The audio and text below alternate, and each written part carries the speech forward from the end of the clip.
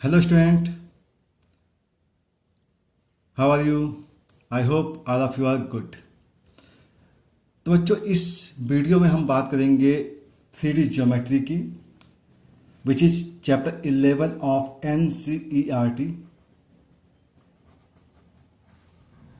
Okay, तो chapter 11 में जो बेसिक कॉन्सेप्ट है उसके बारे में हम लोग बात करते जाएंगे और देन उसके बाद उसकी एक्सरसाइज को कंप्लीट करेंगे. ओके, तो 3D ज्योमेट्री में सबसे बेसिक पार्ट ये होता है बेटा कि अगर आपके पास कोई भी एक पॉइंट जो दिया गया वो 3 डायमेंशन में दिया गया. 3 डायमेंशन देख लीजिएगा, x axis, y axis and z axis. जहाँ पर एक्स एक्सिस की जो डायरेक्शन होती है बेटा उसे हम यूनिट वेक्टर को आई कैप लेते हैं. वाई डायरेक्शन के वेक्टर को हम क्या लेते हैं बेटा, जे कैप. और जेड डायरेक्शन को हम लेते हैं के कैप. ये रिप्रेजेंट करने का तरीका होता है, ध्यान रखिएगा. एक्स के साथ क्या होता है बेटा, आई कैप होता है. वाई के साथ जे कैप और जेड के साथ के कैप है. ठीक है. और कोई भी पॉइंट जिसका position vector a B c दिया गया है, ध्यान रखिएगा पोजीशन वेक्टर मतलब होता है ओरिजिन के रिस्पेक्ट में किसी भी पॉइंट की एक्स वाई और जेड एक्सिस से डिस्टेंस. ये एक्चुअली पॉइंट कुछ इस टाइप का होता है बेटा. ये जो पॉइंट है ना कुछ इस टाइप का होता है, ठीक है ना, जिसकी एक्स एक्सिस वाई एक्सिस और जेड एक्सिस तीनों के रिस्पेक्ट में आपको डिस्टेंस दी गई है ए बी एंड सी. तो इस पॉइंट को हम रिप्रेजेंट करते हैं OP vector. This is OP vector is equal to a x axis है तो ए के साथ आई कंपोनेंट, बी के साथ जे कंपोनेंट एंड सी जेड का कंपोनेंट है इसलिए के कंपोनेंट. तो इस टाइप से किसी भी वेक्टर को आप रिप्रेजेंट करते हैं ए आई कैप, बी जे कैप और सी के कैप. बात आती है इसके मैग्नीट्यूड की. तो मतलब मैग्नीट्यूड का मतलब ये हो गया बेटा कि ओरिजिन से आप इसके डिस्टेंस के बारे में बात कर रहे हैं. तो ओपी वेक्टर की जो डिस्टेंस होगी ओरिजिन से वो होती इन root of component of I का square, coefficient of component of I, coefficient of J का स्क्वायर और कोफिशिएंट ऑफ जे का स्क्वायर, के का स्क्वायर सॉरी. तो के कोफिशिएंट का स्क्वायर मतलब A square plus B square plus C square, ये मैग्नीट्यूड होता है. और इसको हमने जनरली आर से रिप्रेजेंट कर दिया है. ठीक है. थर्ड केस बात की गई बेटा ओपी कैप कैसे निकालते हैं. तो आपको यूनिट वेक्टर निकालना आना चाहिए क्योंकि यूनिट वेक्टर बहुत इंपॉर्टेंट पार्ट है. तो यूनिट वेक्टर का मतलब होता है vector and divide by its magnitude. किसी भी वेक्टर को उसके मैग्नीट्यूड से अगर डिवाइड करेंगे तो वैल्यू क्या आती है बेटा, यूनिट वेक्टर आती है. इस चीज़ को आप लोगों ने वेक्टर में भी कंप्लीट किया हुआ है. ये क्या बेटा, यूनिट वेक्टर है. ठीक है. तो आपके पास ओबी वेक्टर आपके पास ऑलरेडी मालूम है, ए आई प्लस बी जे प्लस सी के डिवाइड बाई आर. ठीक है. इसको अगर सेपरेट कर दे तो a upon r i cap आएगा plus b upon r j cap आएगा plus c upon r k cap आएगा. ये हो गया बेटा ओपी कैप. इस चीज़ को बहुत अच्छे से ध्यान रखिएगा क्योंकि इसका यूज बहुत ज़्यादा होता है. ठीक है. तो किसी भी वेक्टर को रिप्रेजेंट करने का तरीका, किसी वेक्टर का मैग्नीट्यूड निकालना और किसी भी वेक्टर का यूनिट वेक्टर निकालना आपको पता होना चाहिए. यूनिट वेक्टर निकालने के लिए वेक्टर अपॉन इट्स मैग्नीट्यूड. किसी भी वेक्टर को यूनिट वेक्टर कंप्लीट करना है तो वेक्टर अपॉन इट्स मैग्नीट्यूड. ठीक है. अब बात करते हैं कि if this vector make angle alpha with x axis, beta with y axis and a gamma with z axis. ठीक है ना. अल्फा फॉर्म कर रहा है एक्स के साथ, बीटा फॉर्म वाई के साथ और गामा फॉर्म कर रहा है जेड के साथ. ठीक है ना. तो ये एंगल्स हैं. तो इनके कॉज को हम बोलते हैं बेटा डायरेक्शन कोसाइन. क्या बोलते हैं, डायरेक्शन कोसाइन. इनके कॉज को क्या बोलते हैं, कॉज को. ध्यान रखिएगा ये cos alpha, cos beta and a cos gamma are known as direction cosine. इसको बहुत अच्छे से ध्यान रखिएगा, बहुत इंपॉर्टेंट चीज़ है. तो डायरेक्शन कोसाइन. तो अब यहाँ पे हम लोगों ने उसी स्टेटमेंट को रिपीट किया हुआ बेटा कि इफ ओपी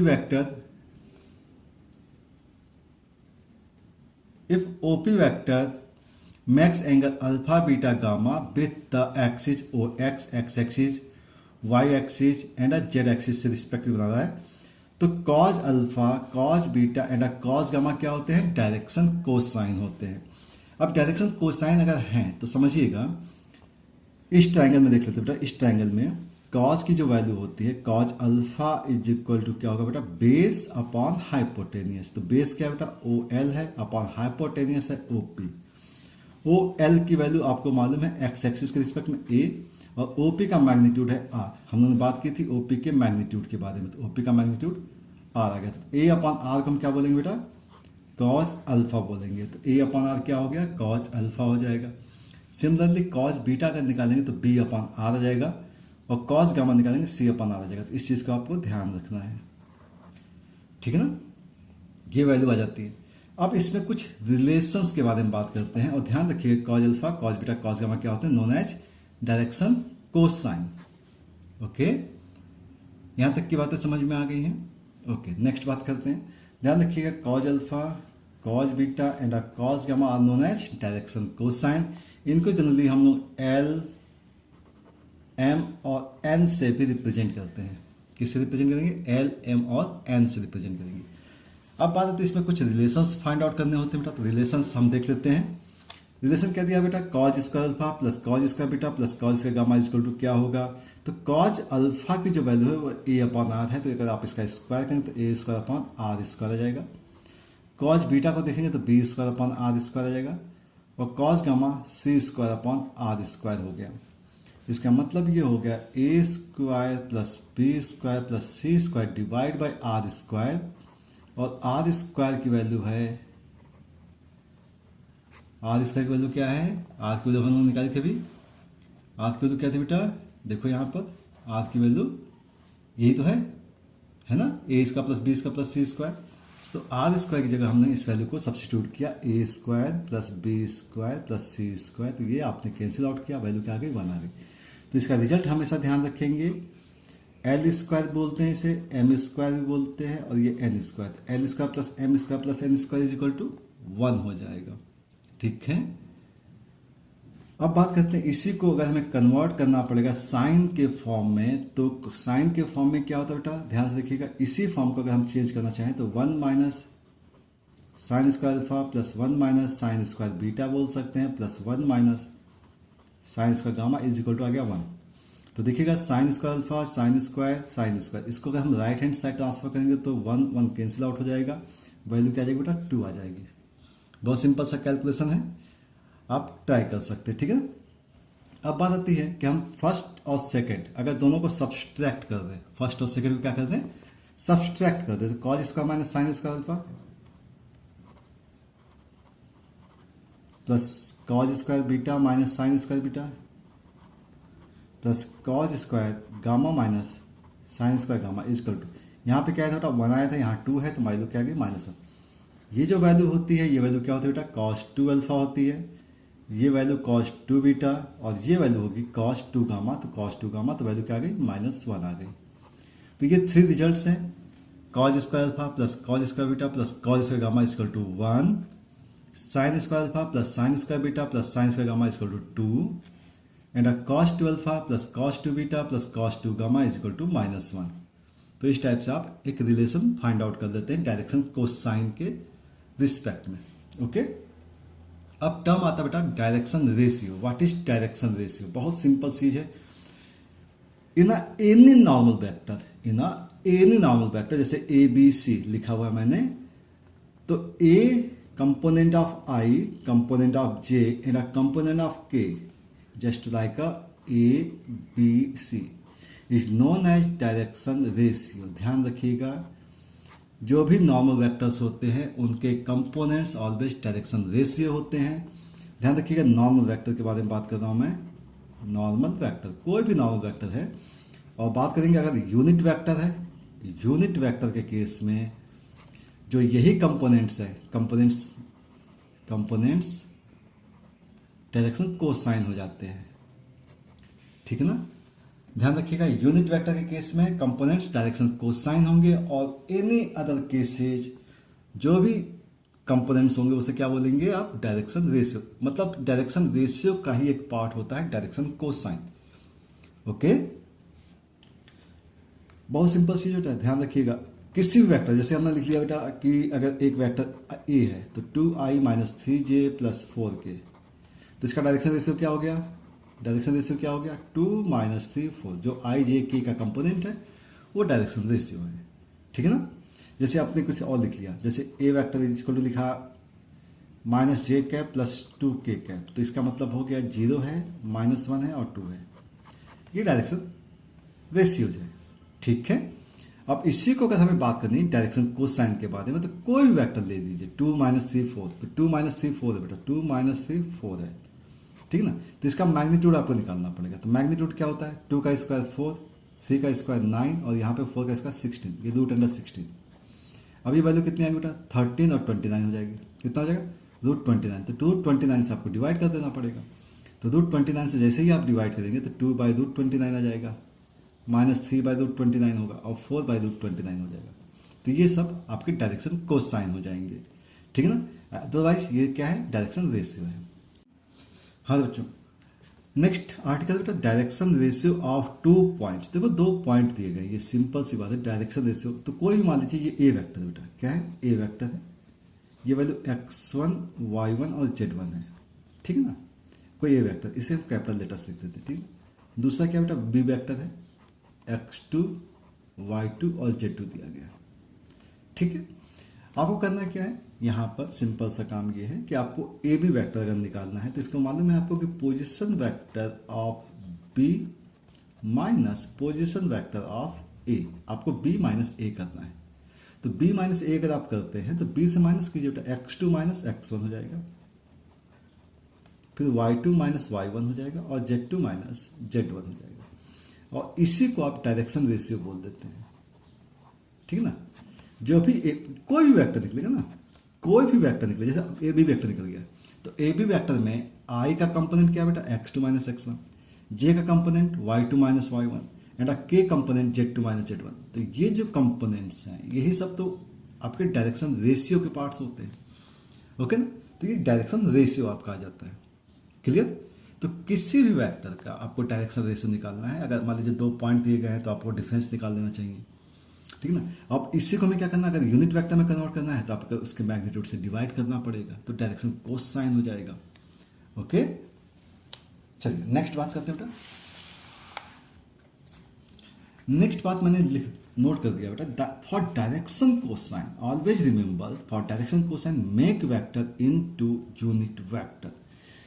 किसी भी वेक्टर के बारे में अगर बात की जाए, एक वेक्टर ले लिया बेटा 2i plus 3j minus 4k, अगर ये है तो उसका मैग्नीट्यूड आपको निकालना है। मैग्नीट्यूड क्या आएगा बेटा, यहाँ पे देखिएगा, इन रूट ऑफ 2 स्क्वायर 4, 3 स्क्वायर 9 और माइनस 4 स्क्वायर 16 आएगा, और ये जो वैल्यू आएगी ये आएगी √29, ठीक है।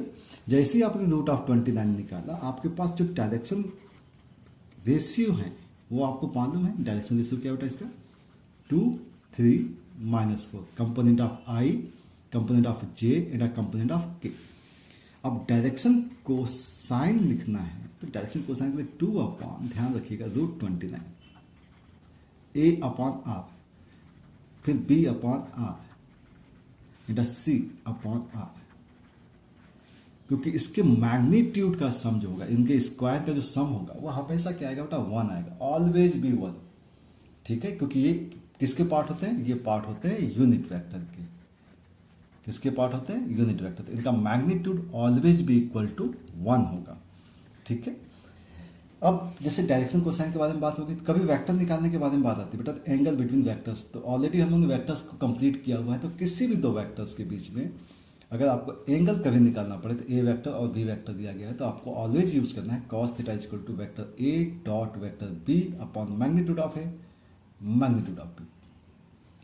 अब theta is equal to 90 degree, theta 90 होगा बेटा, cos 90 हो गया, cos 90 की वैल्यू क्या होती है 0। तो ये 0 अगर है तो ये ट्रांसफर करके क्या हो जाएगा 0 हो जाएगा, तो ए डॉट बी की वैल्यू क्या आ जाएगी 0 आ जाएगी, ठीक ना। अगर थीटा 90 है तो ए डॉट बी क्या होगा 0 होगा। एंड थीटा 0 मतलब vectors are parallel, vectors parallel होते हैं। वेक्टर्स पैरेलल होते हैं तो किसी भी वेक्टर को हम उसके लैम्डा बी वेक्टर के रिस्पेक्ट में लिख देते हैं, मतलब उनके कंपोनेंट्स के रेशियो जो होंगे वो इक्वल होंगे, ठीक है। तो इस पार्ट को भी आप बहुत अच्छे से ध्यान रखेंगे। 2 vectors are parallel means a vector is equal to lambda b vector, ये कंडीशन होती है, अब बात आती है 2 पॉइंट्स के बीच की डिस्टेंस का फॉर्मूला, ठीक ना। ये क्लास 11th में हमने पढ़ा था डिस्टेंस बिटवीन 2 पॉइंट्स। तो डिस्टेंस बिटवीन 2 पॉइंट्स आपको मालूम है बेटा, ऑलरेडी आपने 2D का में पढ़ा हुआ है, x1 minus x2 whole square plus y1 minus y2 whole square plus z1 minus z2 whole square. तो आप ये डिस्टेंस फॉर्मूले का यूज़ करेंगे। देन सेक्शन फार्मूला दो टाइप से, इंटरनली आपको याद होगा mx2 plus nx1 upon m plus n, my2 plus ny1 upon m plus 1 और z की value mz2 plus nz1 upon m plus 1। और इसका जो डेरिवेशन है, ये डेरिवेशन ऑलरेडी हमने किया हुआ है वेक्टर्स के अंदर, तो आप उसको वहाँ से देख सकते हैं।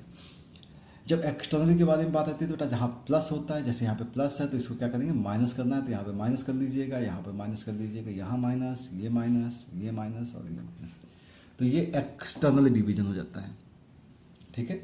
तो आई होप आपको सारी चीज़ें यहाँ पे अच्छे से समझ में आ गई होंगी। कंप्लीट एक्सप्लेनेशन है बेटा यहाँ पे, डायरेक्शन कोसाइन, डायरेक्शन रेशियो, कोई भी वेक्टर अगर नॉर्मल वेक्टर है तो उसके कंपोनेंट्स डायरेक्शन रेशियोज होते हैं, और कोई यूनिट वेक्टर है तो डायरेक्शन कोसाइन होते हैं, ठीक है ना। कंपोनेंट्स क्या होते हैं, डायरेक्शन कोसाइन होते हैं। क्लियर। तो आपको इन सब चीज़ों को अच्छे से ध्यान रखना है, क्योंकि सारे क्वेश्चंस इसी टाइप के कन्वर्ट होते हैं और इसी टाइप से आपको सॉल्व करना होगा, ठीक है। तो अब हम आ जाते हैं बेटा एक्सरसाइज पे, जो सॉल्व एग्जाम्पल्स दिए गए हैं क्वेश्चंस के, वहाँ से स्टार्ट करेंगे और फिर अनसॉल्व पे आ जाएंगे, ठीक है ना।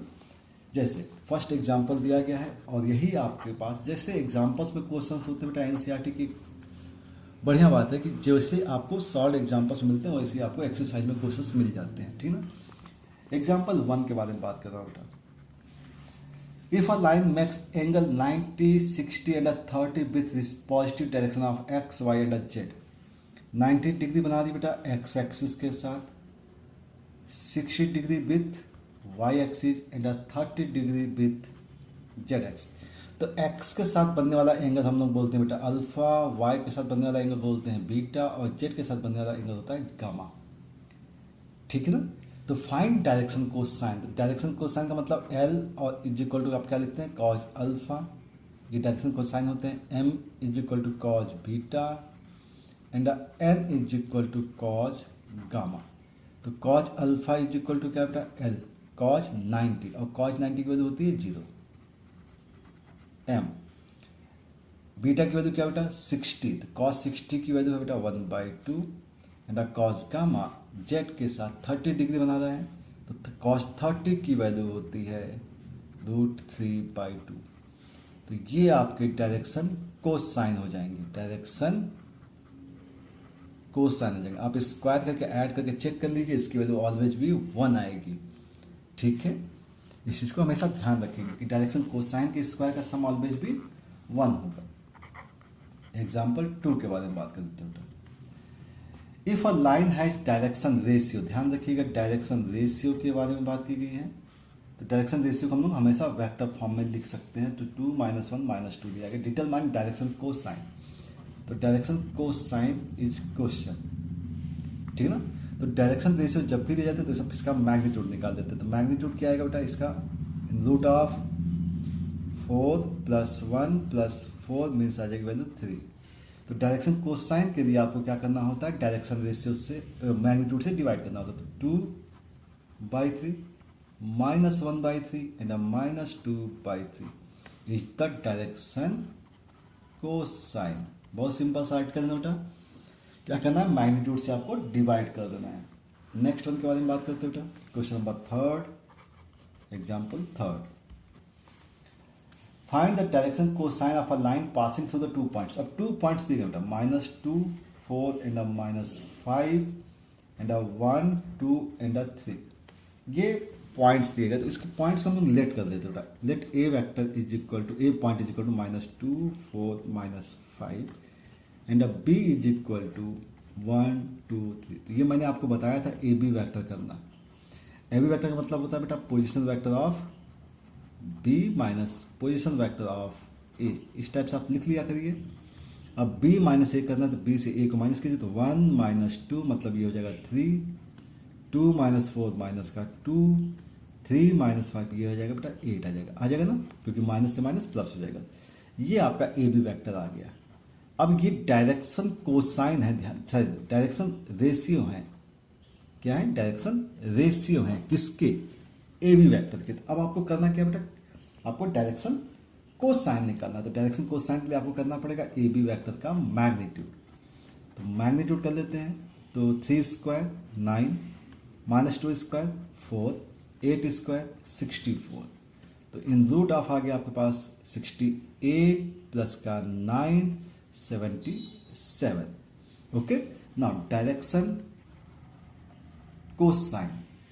डायरेक्शन कोसाइन क्या बेटा, बिल्कुल सिंपल सा है। आपको ए बी मालूम है, तो ए 3 है और इसके बाद divide by root 77 minus 2 divide by root 77 और 8 अपॉन रूट 77। ये आपका डायरेक्शन कोसाइन हो जाएगा। तो किसी भी वेक्टर को उसके मैग्नीट्यूड से आप डिवाइड कर दीजिए, डायरेक्शन कोसाइन आ जाता है। ठीक है, नेक्स्ट बात करते हैं बेटा एग्जाम्पल 4 के बारे में।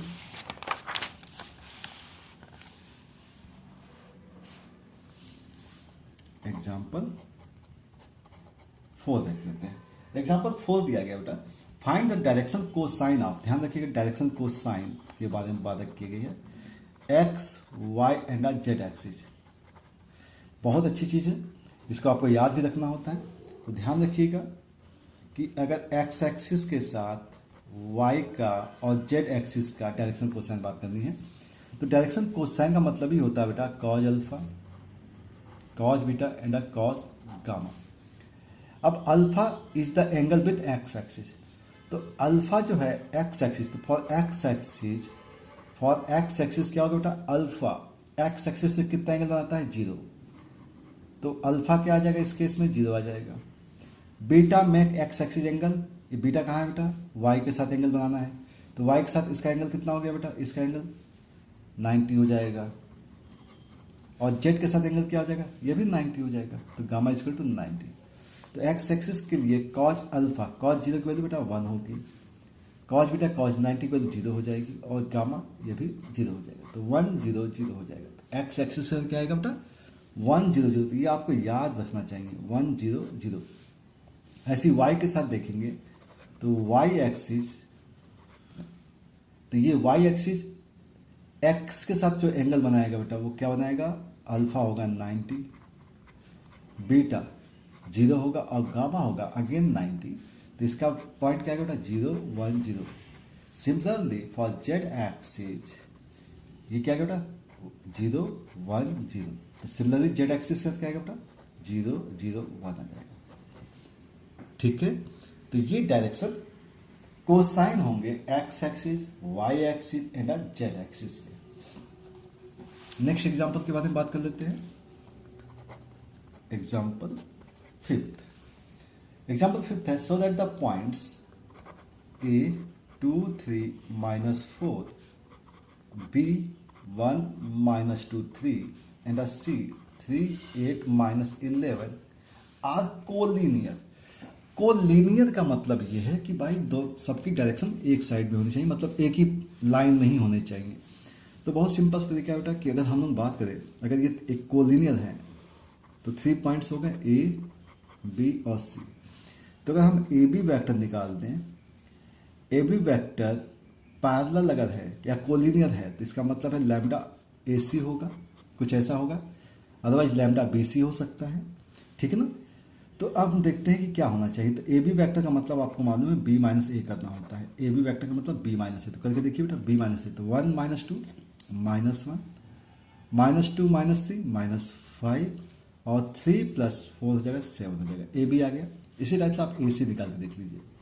ए सी का मतलब 3 - 2 1 हो जाएगा, 8 - 3 5 आएगा और -11 + 4 -7 आ जाएगा।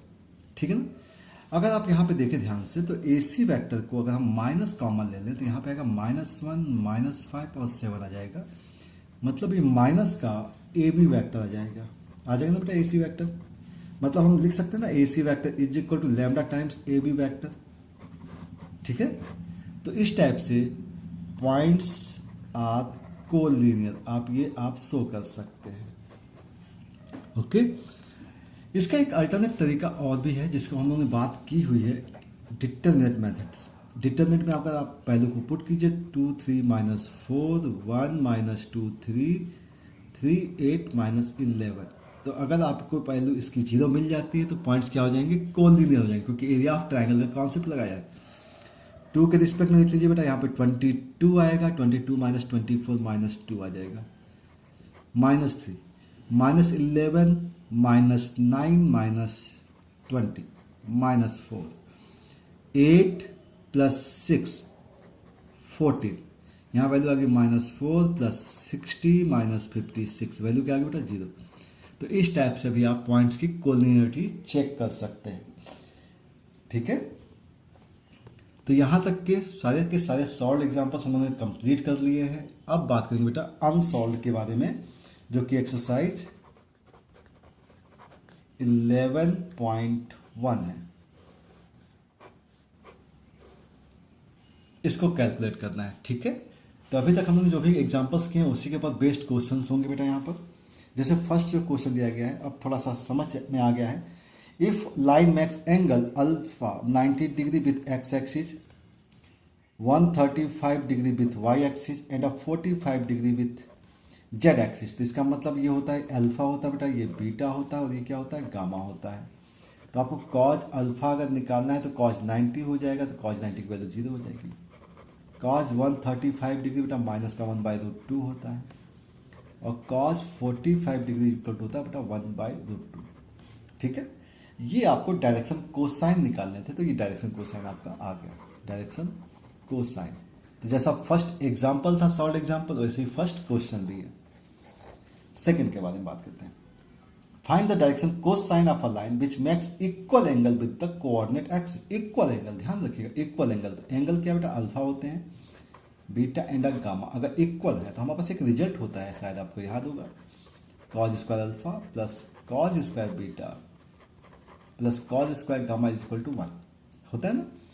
तो इसका मतलब अल्फा, बीटा की जगह भी अल्फा और गामा की जगह भी अल्फा हो गया। तो सभी अगर अल्फा है तो इसे हम लिख सकते हैं 3 times cos square alpha is equal to 1। So cos alpha is equal to आएगा +-1/√3। तो direction cosine of line is equal to +-1/√3 +-1/√3 and +-1/√3 is the direction cosine of a line which make equal angles with the coordinate axis.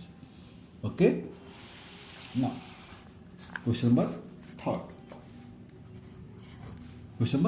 Third के बारे में बात करें, ठीक है ना। क्वेश्चन नंबर थर्ड क्या दिया गया है, if a line has direction ratio, line कोई भी लाइन अगर हम ले लेते हैं तो हम उसको ए वेक्टर मान ले लेते हैं, ओके। -18, 12 और -4 दिया गया। What is the direction cosine, तो इसके बारे में बहुत डिस्कस हो चुका है कि किसी भी वेक्टर को हम उसके यूनिट वेक्टर में अगर हम कन्वर्ट कर ले, ठीक है, तो यूनिट वेक्टर का मतलब होता है उसके मैग्नीट्यूड से डिवाइड। तो 18 का स्क्वायर बेटा 324 प्लस 12 स्क्वायर 144 प्लस 4 स्क्वायर 60। अगर आप इसे ऐड करते हैं तो यह आएगा बेटा कितना, 160 हो जाएगा। 160 प्लस 384, तो 160 प्लस 324 160, मतलब 484 और 484 का रूट क्या होता है, 22 हो जाता है। तो डायरेक्शन कोसाइन, इसके बारे में बहुत से क्वेश्चंस हो गए हैं। तो -18 बाई इसका मैग्नीट्यूड 22, 12 बाई 22 एंड -4 बाई 22। आप इसे इजी भी कर सकते हैं, 2 से कैंसिल करके -9 बाई 11, यहाँ पे 6 बाई 11 और -2 बाई 11, ऐसा भी लिख सकते हैं। तो ये इसका डायरेक्शन कोसाइन आ जाएगा, ठीक है। क्वेश्चन नंबर 4 के बारे में बात करनी बेटा। क्वेश्चन नंबर 4 जो दिया गया, points are collinear so that the points दिए गए बेटा, ए हम नाम दे देते हैं इनका 2, 3, 4, B is a point -1, -2, 1 and C is a point which is 5, 8, 7 are collinear. तो कोलिनियर के बारे में बात की थी बेटा, ए बी वैक्टर निकाल दीजिए और ए सी वैक्टर निकाल दीजिए, और फिर रेशियो देख लीजिए कि रेशियो अगर इक्वल है तो मतलब कोलिनियर है। तो ए बी का मतलब होता है बी माइनस ए, तो बी माइनस ए, ध्यान रखिएगा बी माइनस ए करना है, यहाँ पे सी माइनस ए करना है, तो बी माइनस ए करना है। तो -1 -2 -3 आएगा, -2 -3 -5 एंड 1 -4 -3। ओके, ना ए सी करते हैं बेटा, तो सी माइनस है, तो 5 -2 3 आ गया, 8 माइनस 3 5 होगा और 7 माइनस 4 3 आ जाएगा। तो यहाँ देखिए ध्यान से कि अगर हम यहाँ से माइनस कॉमन ले लें तो 3 5 3 आ जाएगा। Means A C vector is equal to minus of A B vector. आगे ना बेटा, मतलब ए सी वैक्टर को हम लिख सकते हैं lambda times A B vector, मतलब रेशियो सेम है, पॉइंट्स कोलिनियर। और इसका एक अल्टरनेट मेथड मैंने बताया है डिटर्मिनेंट का, तो उससे भी आप सॉल्व कर सकते हैं। ठीक है ना क्वेश्चन नंबर 5 के बारे में बात करते हैं ना। Question number 5, find the direction cosine of sides of a triangle. Sides of a triangle, direction cosine के बारे में बात की गई बेटा। तो A B C whose vertices are 3 5 माइनस 4 3 5 माइनस 4 माइनस 1 1 2 एंड सी की वैल्यू दी गई -5 एंड -2। ये वर्टिसेस दिए हुए हैं।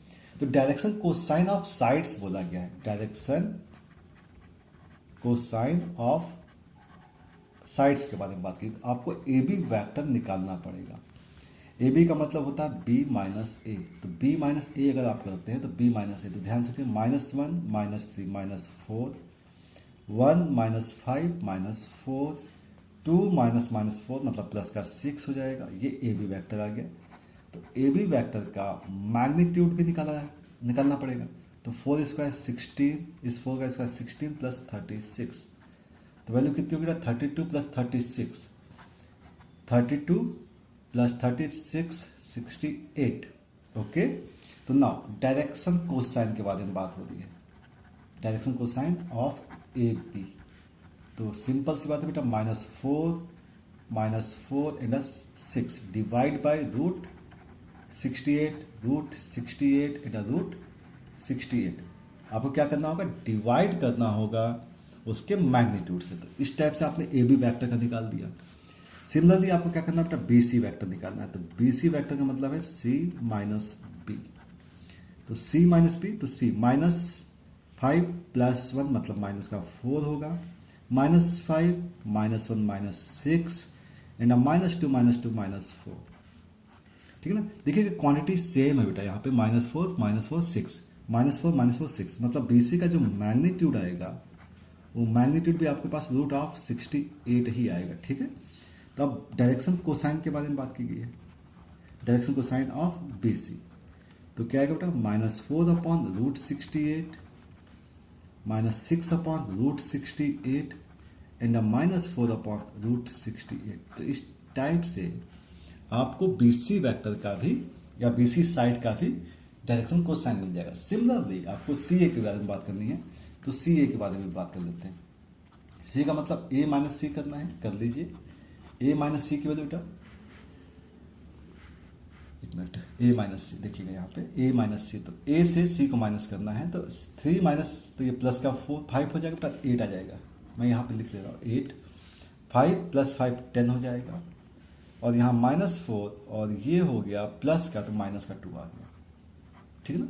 तो ये आपकी रिक्वायरमेंट थी, तो इसके बाद हम लोग काम कर लेते। ठीक है ना।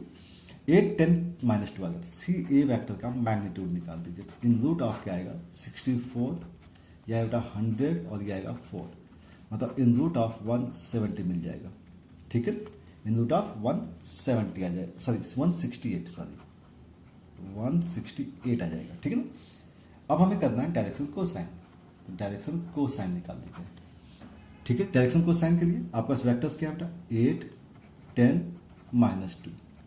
डिवाइड किससे करना है बेटा? √168 √168 ये आपका डायरेक्शन कोसाइन आ जाएगा। तो किसी भी क्वेश्चन का या किसी भी वेक्टर का डायरेक्शन कोसाइन निकालना, तो उसका मैग्नीट्यूड निकालना बहुत जरूरी है। ठीक है बेटा। तो इस टाइप से ये वेक्टर का जो बेसिक पार्ट था, ये 3D का जो बेसिक पार्ट था, direction cosine, direction ratio based questions और एक्सरसाइज 11.1 विद सॉल्व एग्जांपल्स हम लोगों ने इस वीडियो में कंप्लीट कर लिया। आई होप आपको अच्छे से समझ में आएगा। Thank you for watching.